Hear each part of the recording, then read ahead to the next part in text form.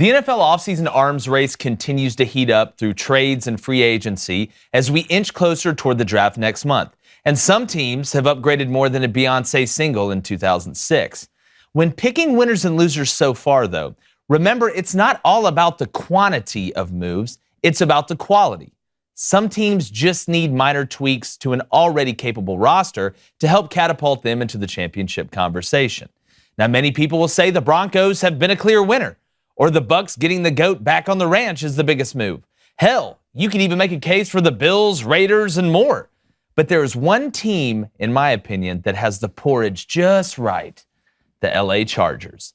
This team has already had a lot of pieces, and a future so bright they have to wear sunglasses inside. But they have added to the monster and shored up some massive areas of need. You get Khalil Mack in a trade with the Chicago Bears, putting him on the opposite side of Joey Bosa. And the interior of that defensive line with Sebastian Joseph Day and Austin Johnson will be able to stop the run better than a gallon of Pepto. They also added the best corner on the market available in J.C. Jackson. The defense is ready to compete in an AFC West that is getting stronger by the day. We all know Justin Herbert on the offensive side is a witch of the highest order, and he's a rising star in the league. But the pieces around him have the best ability around: stability. They re-signed Mike Williams, who's coming off a career year. Return Austin Eckler, who's proven to be a do-it-all back on the ground and being able to catch the ball. And their offensive line is good enough to give the skill guys a chance to do what they do. Add in Gerald Everett at tight end, shout out South Alabama, and they are primed and ready to go. Could this be the second team from LA to win the Super Bowl in as many years? If this offseason's any indication, they'll be in the fight for sure. I'm going to bring in David Cohn, my brother Blaine Crain here. Look, this is, to me, one of the best arguments because this offseason, even since we've started the show, Jameis Winston going to re-sign with the Saints, looking like he's going to be the guy there. Matt Ryan goes to the Colts. Baker Mayfield, it's kind of like Oliver Twist holding up the ball right now. Can you please help me out? Where am I going to go? But when you look, Cone, if you had to pick a team, and I know it's tough, I'm going with the Chargers, as I said, but if you had to pick a team that has won the offseason so far to this point, as we get close to the draft, who would you pick? Man, look, we were talking about this all morning. This is what makes this so much fun. Everything about me wanted to say the Buffalo Bills because they went out and they handled some needs that they had, right? Yeah. And look, it's easier when one of your biggest needs isn't quarterback, right? Like they have one of the best quarterbacks in the country, I believe. So to go out and give them a weapon like O.J. Howard, who I think can be a great tight end in this league, to go out and obviously sign Von Miller. You know, we were having the argument, did they give him too much money and too many years, most of all, at the age of 32. But regardless, he'll step in and be one of the biggest defensive threats in that front seven. But I had to say, man, I'm going to go with the Buccaneers, and here's why.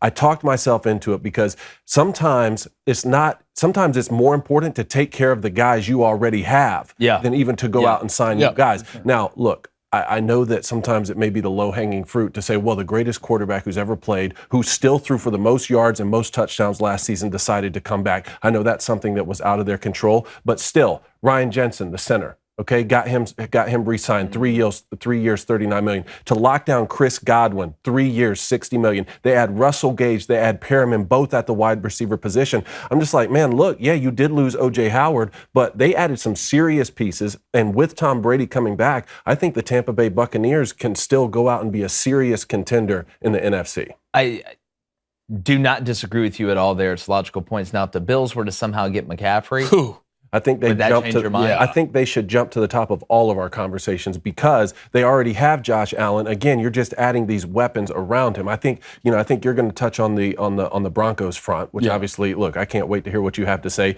And I was really thinking that the Raiders could be a team that won this offseason. There's a lot of teams out there with close, like from A to B pluses to be that close range. But it's so hard to tell a little difference. But with the Raiders, like all of the great pieces that they're adding are basically saying that Derek Carr's our guy. Quarterback, right? Which makes sense. Whereas the Bills, the pieces that they're adding, when they're saying we're adding pieces because Josh Allen's our guy, that one I can get behind. Well, Christian McCaffrey, if he goes to the Bills, they'll have so many witches in that backfield. It'll be a remake to Hocus Pocus and not a crap. You're starting to talk about the Bills and the Chiefs almost every single year. Dude, just added Juju. That's what I'm saying. You can make a case. The way the NFL this offseason has operated, especially in the last 2-3 weeks, has been nuts, including today. You're starting to see some changing of the guard. Blaine, who would you pick? I'm taking the Broncos. And who got better, right? Who got better with the pieces that they added? I love the Chargers pick.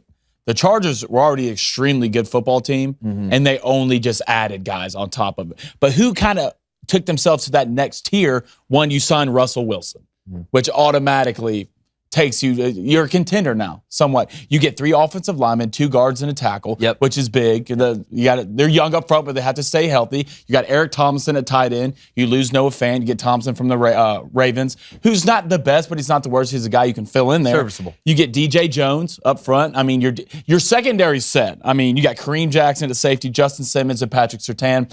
It's a good start. And they're young they're young guys. All right, they're young guys. You get DJ Jones in the middle. You add Randy Gregory outside to rush the passer. The Broncos got what they needed to contend now. They somewhat fixed the offensive line. You can only do so much. At the end of the day, up front, you need bodies, right? You need bodies. A lot of young guys got hurt last year. Maybe they'll stay healthy, but the defense was 20th in the nation last year. You add DJ Jones from the 49ers, who is a dog. Yeah. Like, he was probably top 10, top 15 guy last year. And I'm looking at it now, now realistically, you look at the Broncos, and what team has gotten this better this quickly in this offseason other than them? I think if you're looking at a team that has made a drastic jump, because when you look at the way the NFL is, we talk about the Chargers, they have a lot of pieces in place. That's why I wanted to make sure that we understand it's not about the amount of moves you make, it's about the efficiency of the moves you make. So, you look at the Chargers, adding the guys that they added. You look at the Broncos, who I agree with you, Blaine, took themselves from a non-contender to an upper-level contender with experience. And you talk about experience, you're getting the GOAT back in Tampa Bay. What I think you are seeing around the NFL right now, Matt Ryan going to the Colts, it makes the Colts better to me. I think he's the best quarterback you could have gotten when we're talking about Jimmy G and Baker Mayfield and the guys out there that are still available. But when I look at it in total, it looks to me like there's going to be a lot of teams, not just in the AFC West, that can compete for NFL titles in NFL championships. Jameis going back to the Saints, I've been mad about Jameis. Baker Mayfield, we've talked about him a lot last week. Running out of teams. You're running out of teams. Supply and demand. Supply and demand. And you wanted to request a trade and all this stuff and kind of, put it in the media where you're at. Well, you're seeing now they're making their decisions. So the Browns getting Deshaun Watson, Matt Ryan going to the Colts, Herbert getting ammo sent to him, Russell going to the Broncos, the Chiefs adding Juju. It is going to be a nuts year in the NFL. And we're not done. We're not even to the draft yet. So what I'm interested to see is the moves that get made as we get closer to the draft as well. So it's going to keep interesting. Yeah. Well, you look at Atlanta right now, you can already tell what Atlanta's trying to do. Tank. First of all, you sent Matt Ryan away with a 3rd-round pick. Yeah. Just a 3rd-round pick. That makes Atlanta, in my opinion, look terrible. If you're the Colts, you won that. You won that trade by a mile. You know what you're getting with Matt Ryan. And when that offensive line, you got Jonathan Taylor, running back, probably the best running back in the league. I mean, you have Pittman Jr., receiver. I mean, he did catch over 1,000 yards last year, but I want to say he's your true elite number. They're not elite outside. Right, yeah, but Matt Ryan, what a guy to come in and fill that gap after Carson Wentz. The thing about it is, like, I knew Matt Ryan would maybe end up at the Colts, but I didn't think it'd happen this way. Yeah. Right? I thought you would see Deshaun to Atlanta. All right, then that 3-team trade would come in from the Browns to the Colts, and then you see Matt Ryan kick down to the Colts. But right now, the thing about the Chargers, I wish they did go get 2 D linemen, 2 D tackle, but they're the last team last year in giving up rushing yards. Yeah, well, see, that's why you get Austin Johnson and Joseph Day. Not super experienced guys, though. But it's going to be better than what you had last year. And if I'm buying a team for the next 3 to 5 years that hasn't done a ton to really take that next step, it's the Chargers. I mean, you've got every piece there. Austin Eckler, to me, is one of the most underrated players in the NFL. Blaine played with him in Colorado, baby. He played with him in college. Mike Williams, balled last year, career year. You have other pieces around him. Keenan Allen, obviously. You had Gerald Everett at tight end. But getting that defensive line right, and it's not just about the edge, which we talk about the edge and the importance of that. Look at the NFL draft. Look who's going first. It's defensive end and offensive tackles. Now, the quarterback group isn't fantastic this year, even though I'm a big Malik Willis guy. But, Blaine, I do agree with you on the Falcons. They are tanking. And the question is, are you tanking to go get Bryce Young? Got to be. Or are you taking to go get C.J. Stroud? You got to be tanking to go get Bryce. Yeah, because is there realistically a quarterback? And I'm pretty sure their picks before Seattle's. All right, I think the Steelers have the pick before that. I think the Steelers will go for Kenny Pickett. I just feel like that's a better fit for them. Right? I think Seattle might end up Malik Willis if they don't go get Baker. I wouldn't be surprised to see Baker at the Panthers or the Lions. Well, let me ask you this: if you are going to do this, and listen, maybe the Falcons looked at the Braves and they're like, we saw y'all do it and kind of blow it up. Now that's a little bit different situation. But if you were the Falcons, you're like, all right, we're not going to be great this year. You've heard Marcus Mariota go in there. Why would you not go get Cam Newton and just sell a whole hell of a lot of tickets for a year and then go get a guy? That would depend on what you would have to sign Cam for. Well, if you're Cam right now in the situation you're in, would this not be the best time to go get him? Because look, Marcus Mariota, to me, we've seen this movie before. Yeah. We've seen this movie before. You're getting about a 50, 60 on Rotten Tomatoes. We know what you're doing. Everyone knows what you're doing. And if that's tanking for Bryce Young, the Falcons were having no problems losing games even with Matt Ryan. That's why I don't understand this situation, okay? Because Arthur Blank stood behind him for so long as the franchise player. So to me, a third-round pick, to me it seems disrespectful. It's almost as if they gave a third-round pick to someone else to take him at this point. What are you talking about? He still has quality years. Now, I don't think he can go win anything of significance right away with the Colts. You do clear a lot of money, though. You do clear a lot of money. Sure, but a third-round pick? Well, let me ask you this. Could they not get more for it? Maybe I'm diving, and Blaine, I want to see what the Booster Club thinks, about the top. But do you think, because Blaine, we were talking, Matt Ryan came to him, was like, hey, I want this or that, and they realized that the Matt Ryan situation may have kept him from getting Deshaun Watson, and they didn't want to have that happen again, so they wanted to go ahead and get him out of town? Do you think, I've heard, I did hear Matt wanted a new contract. Sign up, and I don't think the Falcons were doing it. Which I'm not. If you're the Falcons, I'm not upset about that. I mean, Matt Ryan doesn't deserve some big contract, right? Yeah. Right now, he just doesn't. It sucks. I think Matt Ryan's a great player. He's been a great. You're Edward Cullen. You're in the twilight of your years, especially at Atlanta. But he's not worth a big contract. And if you're going to move him, you might as well move him now. But I would just think you get more than a third round for him. That's what I would think. I think so, too. I don't know. I'm not on the inside of these discussions, but it seems to me that the only thing that kept Deshaun from Atlanta was $230 million guaranteed. Yeah. It sounded like the Browns were willing to do it and no one else. And it's hard to. It's hard. Yeah, no, and that's why it's hard to say that the Browns won free agency. I mean, like we said before, 5 years, they could be Super Bowl champions, which is something that hasn't been. Look, they haven't won their division since maybe we were born. I don't know, but it's hard to say that they won free agency so far because this is a long-term play with Deshaun, and you don't know what the punishment's going to be. It is the Browns getting Deshaun Watson really without the other pieces around him. It's kind of like being the skinniest kid at fat camp. Like it's cool, but it really doesn't matter. Blaine, what's the Booster Club saying?